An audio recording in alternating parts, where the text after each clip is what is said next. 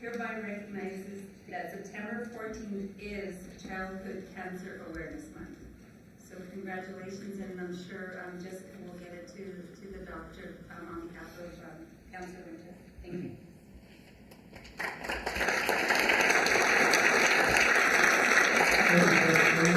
And now we'll go to Councilor Brennan, the presentation from Jennifer Butts. Okay, thank you. I better get the hearing aid ASAP.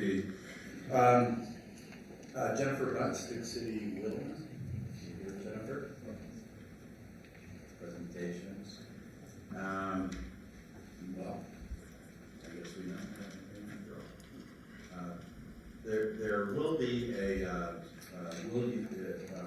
Can You See Us Now event coming up very soon, having to do with awareness of bicycles and their right to the place on the road. And many times we forget that I look at the old photos that we have in some of the city council walls of the city back in the day, and there are horse and buggies and bicycles. And so bicycles have always been on the road and been part of our transportation system. And Can You See Us Now, the event that the New City Wheelman is preparing as part of that. So we'll get some information about that. Councilor Thank you, Mr. President. Unfortunately, Jennifer's not here, but she's educate people on the trees, on the grass, and everything that's in the parks, the irrigation system, and progress of our education is going to be detrimental to our city. so that part I knew intuitively, but I'm glad that you're able to sort of express it, because I think a lot of folks think, you just hop in a ride more and have a great time, and just Yes, sir. around chopping down grass. Yeah, it's a little more than that. So I appreciate that, and I want to thank you for that, and I want to thank everybody that does what they do on a daily basis, because like you said, not only is it nice to give you the information and the training, but it also allows you to do the kind of work that we expect, that we deserve, and that you offer. So for that, I want to thank you. Thank you, sir. Thank you, Councilor, excuse me, you're up. Councilor Penny. I'm sorry, it's really not a question for you, but I just wanted to talk to John a little bit, because we talked about this at the last council meeting, and I had asked that we could propose some kind of resolution so that, I know this is getting old already in terms of these employees waiting on their dollars, so I was hoping to see if we can try to pass some type of resolution to where they would be able to secure these dollars into next year. So can you tell me where we're at with that? Mr. President, Councilor Pena, we, of course, we cannot get involved in the collective bargaining process.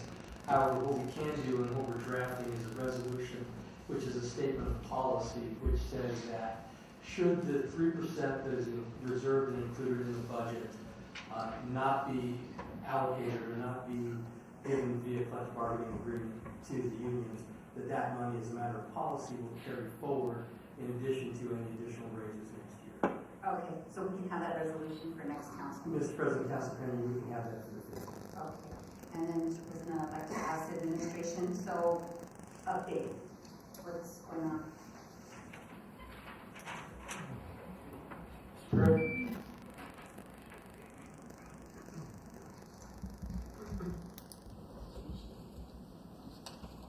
Mr. President, Councilor, I think it's fairly clear what the situation is, and that is that we had taken the 3% that was appropriated by the city council. We had given the same exact offer to the outstanding ASME collective bargaining units that was offered to the fire department that accepted it, that was offered to the police department that accepted it, and that was offered to the management union that accepted it. To try to put a graphic up here, and I don't know how well it's going to show. But I think it's interesting to look at it because when you look at the total number of unionized employees as far as the total count of dues-paying members, roughly 66.3% of them are under contract. Really, the people that aren't under contract are the members of Council 18, of the members of Council 18 specifically. And we, again, offered the same exact package. What the sticking point is in that package is the issue of union time. Because there's several people that work in these particular various ASME unions. They're paid to be solid waste truck drivers. They're paid to be electricians and the like. But they don't have to do those jobs. What they get to do is be the union president, and instead of going to do electrical work on behalf of the taxpayers or driving a solid waste truck on behalf of the taxpayers, they get to engage in full-time union time. Now, we actually met the unions halfway as it relates to the fire, the police, and the management union. And we said we understand we need representation. And what we're willing to do is allow you to use your leave, to put that in a pool and to meet your requirements, basically. If you want to be a full-time employee in the union, 2,080 hours per year, and do that instead of being an electrician or a bus driver and the like. And that you can use the union dues to pay for that. We have a philosophical difference, and I understand that the votes in this council are across the board as it relates to union time.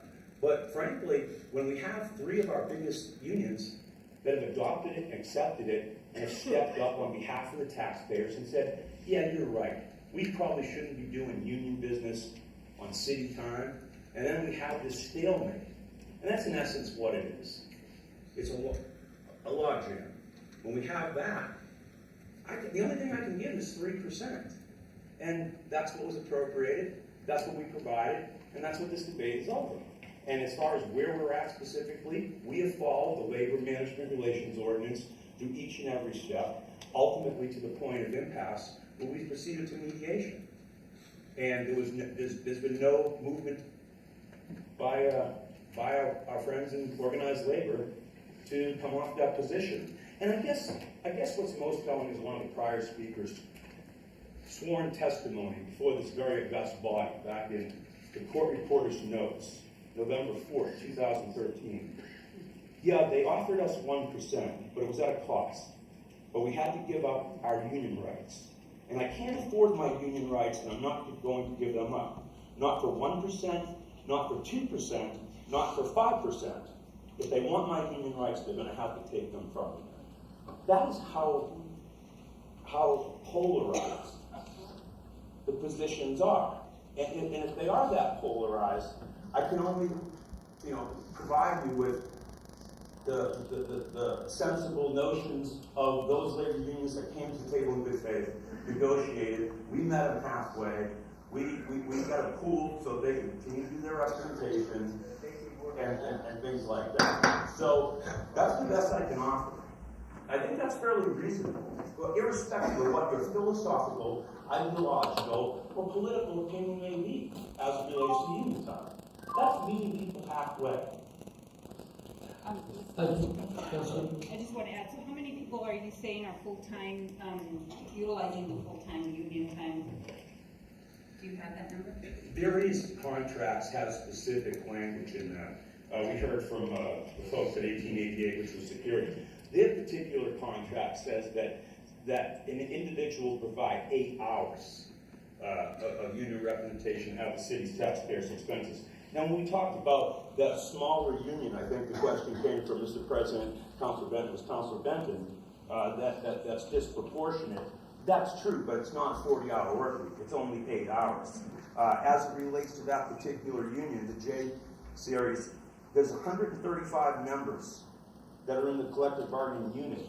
41 members are members of the union. So only 30% of all the employees that work in security, the 1888 J series, are union members. And so my point to that would be that that's actually under what the labor law standards are that talk about majority representation. In order to have a labor union, you're supposed to have 50% membership. If you're only getting, in that case, 30%, if we look at transit, 21% out of 333 members of the collective bargaining unit, 71. I think that we ought to focus basically on the bigger picture of the totality of employees to say, why are these union issues holding up that 3% raise to all these other members? We want to give them that 3% raise. We've heard President Obama, everybody else, everybody needs a raise. We do need a raise. These folks need a raise. Let's put the raise together. We were able to do that effectively in other cases. I'm troubled by the fact that we can't do it here, and I'm sure you are too.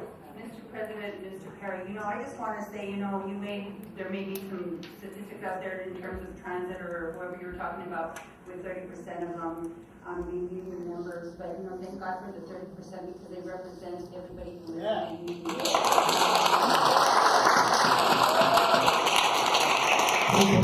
But I wanted just to add to that is that, so how come we're not going to arbitration then? So if there's a sticking point on that, and Sure. there's a sticking point on our That's a end. great question, Mr. President. Councilor Penny, as the Councilor knows, the Labor Management Relations Ordinance does not have a provision for binding arbitration. Under the State Public Employees Bargaining Act, there is, but it's total package. We actually had, after the Guidelines Committee, that Councilor Gibson and several others, Councilor Jones and other councilors were involved. I think Councilor Gardenia was on there, and another councilor as well. We looked at the possibility of saying, even though it's not in our ordinance, would we be willing to go to arbitration? Well, sure, we'd be willing to go to arbitration. Mr. Yermal sent a letter. He talked with Council 18. What Council 18 wants to do is they don't want to provide the protections that are in the PIBA law, which basically say that no matter what an arbitrator does, he cannot exceed the appropriation of the body, because that would be taking your authority away. In its totality, the major purpose of a legislative body is the appropriations power. And that would be taking that away, because an arbitrator now could say, they came to us, they want 3% per year for the last 3 years. And that's kind of like where we're at on my left. It's just completely unreasonable. There isn't even appropriation there to do it. But in that case, an arbitrator could do that. I wouldn't be doing you justice. It would probably be illegal and certainly improper for me to make an agreement that binds you, that limits your appropriations authority, and otherwise exposes not just the 6,000 employees or the 600 members that don't have a union contract right now, these particular employees, but almost the 565,000 people that we have to represent in the city. They're called the taxpayers. We have a responsibility and a duty to them as well. Let's go ahead and go on to Councilor Bennett, and then Councilor Gibson, and then Councilor Gardner, and that will be the last of the questions on this issue. Councilor Gibson? Thank you, Mr. President. I just want to go back to something, going back to the union time. First of all, these unions were told, at least some of them were told, if they wanted a 1% raise, that they had to buy it, in plain language. That has been told to me over and over again by people who were present. Second of all, unions representatives must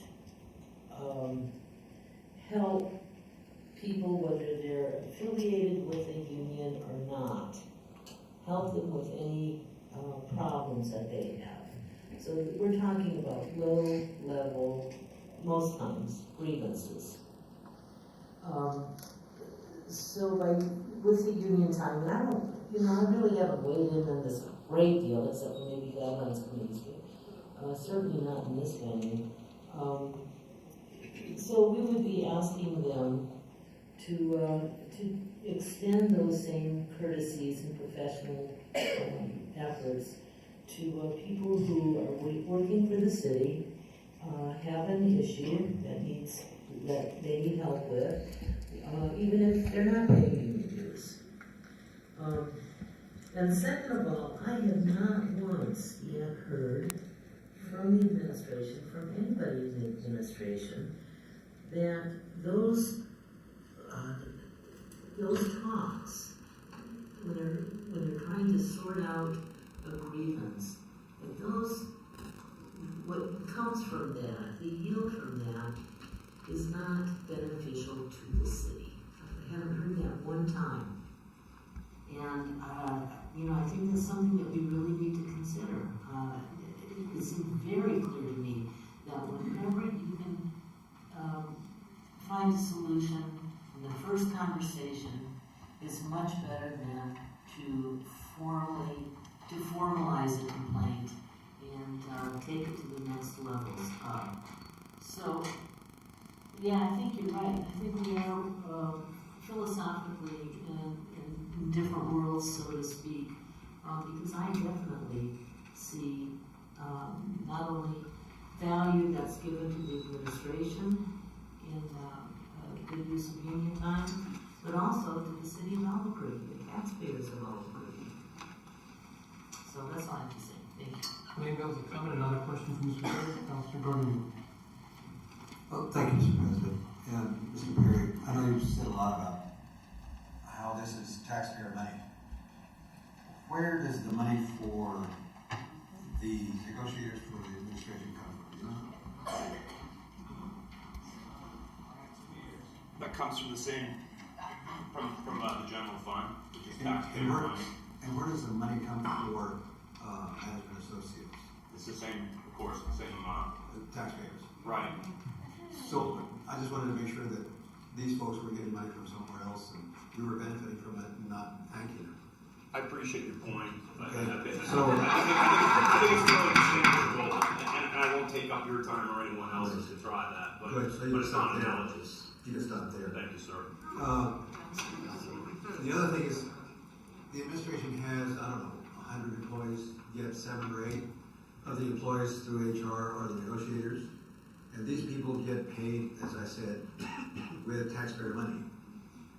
Further, they don't have to go anywhere to get hours that are put in by, I don't know, directors from other departments, the administration, the mayor doesn't put in 8 hours of leave or whatever kind of time, so that these folks can negotiate, do they? No, but they're doing it on behalf of a government entity, not on behalf of the private, incorporated, separately incorporated labor union. It's almost like a donation issue, that you're taking these state, this public funds and use it For for that private also, purposes. but I think that's far-fetched at best. So we have these two entities negotiating. One is representing the employees and one is representing the administration. Yes, sir. I don't want to confuse or have anybody conflate the fact that the administration is representing the city as a whole, nor do I want to say that the unions represent the city as a whole. They represent the employees. The employees deserve that kind of representation. And then to go back and say, well, you only represent 51%, I don't know why people may not join unions. A lot of it is concerted effort on the part of many people to try and the old term was bust unions. I think it's still happening. The thing is that I want to make sure that people understand that these folks, whether it's 37% or 51% or 100%, represent employees who otherwise would not have any other grievance mechanism to get what they need heard.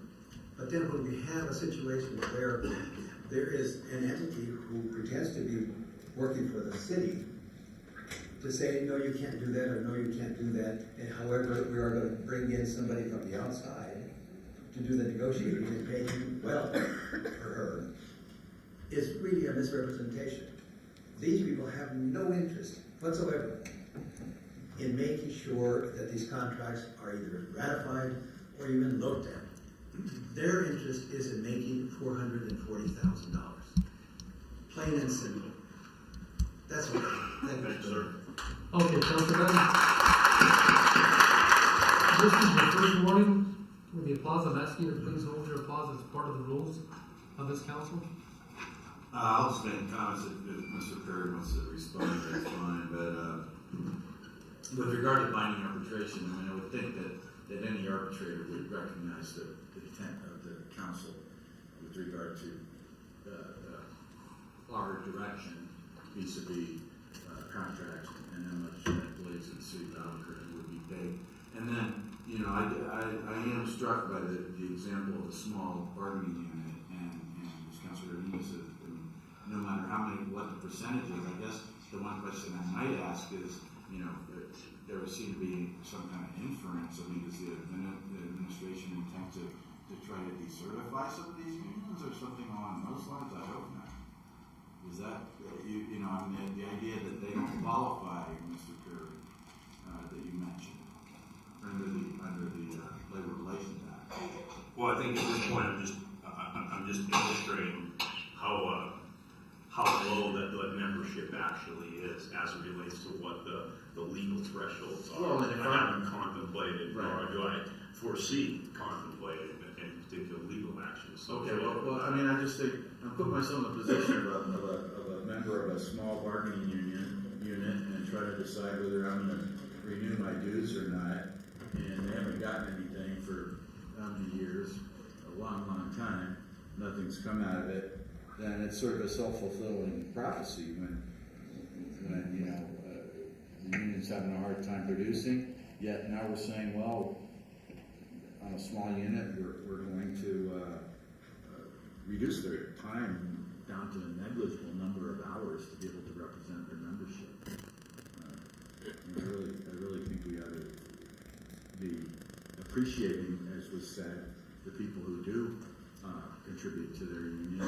Otherwise, there would be no bargaining at all. Mr. President Sanchez, Councilor Bennett, if I could just briefly respond to that question. I think one of the realistic overtures that occurs with this is a situation where you do have a majority of people that want the 3%, and when they see things holding it up, maybe the union time, maybe the fact that they look like it could be self-serving situations, that it probably does put pressure and strife within the internal of the union. I'm not saying it's a good or a bad thing. I guess that's democracy in a certain way, that members of the voting body get to observe around them who benefits, who doesn't, things like that. But you know, I think that's realistic in this dynamic that we're dealing with as well. I can assure you that, you know, I'd be willing to go in the back room right now and stay here till 3 a.m. and try to get that 3% into the pockets of those employees that deserve it.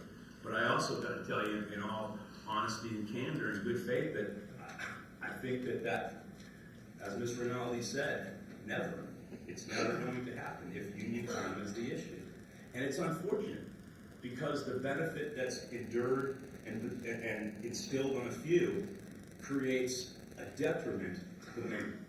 Well, you're implying that the representative of the union is receiving some special benefit.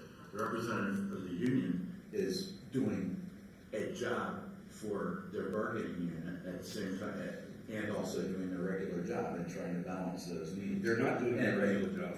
Well, they're not, because somebody's got to represent the union, right? But those individuals are going to, you know, under the proposal of the administration, are going to be the individual members and dues-paying members are going to be disproportionately affected by the union time proposal. It works great for the big union. The unions you named, AFD, APD, and management unions, yeah, it's 66% of the total. So the others are relatively small units, and I think we really have to recognize that it's unfair to the average individual member to not allow this time to occur. Anyway, thank you. Okay, let's go and move on. We are still under general public comment. Ann Goodman, Maggie Montano, Roger Nicholson, and Ted Naminsky. Mr. Perry is a hard act to follow. I will try to do my best.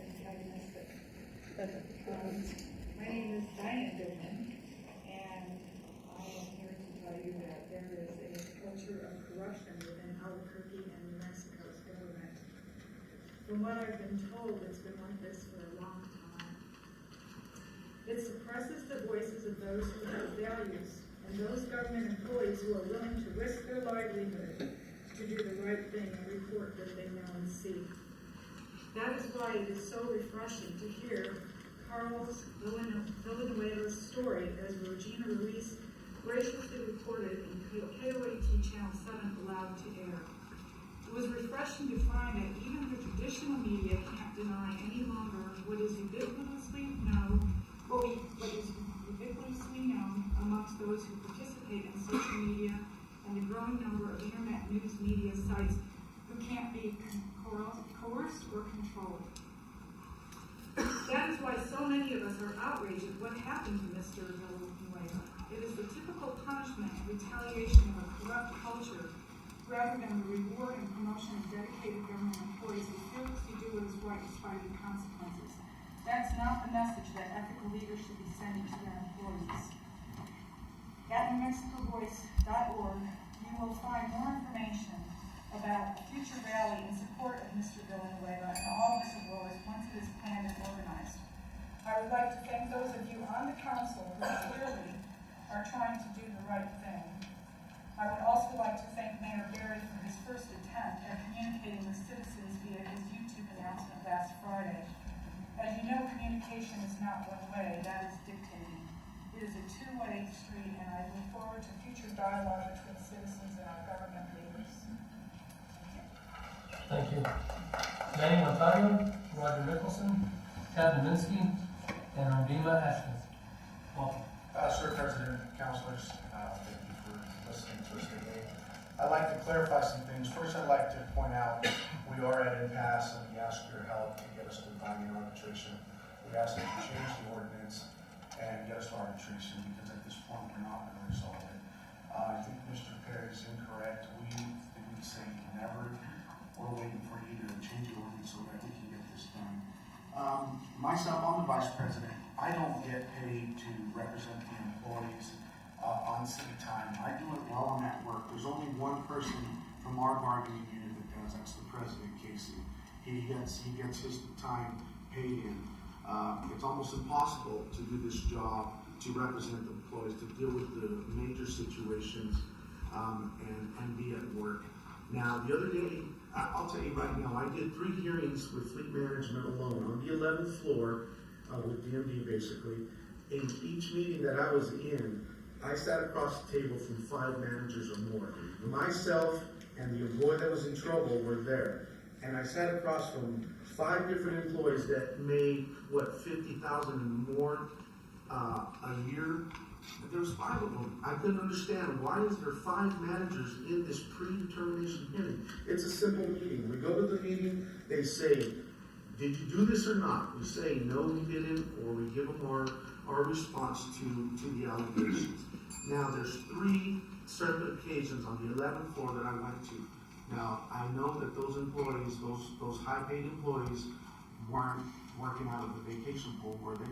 And they expect me to work out of the vacation pool? It's not going to work. It won't work. Thank you. Thank you.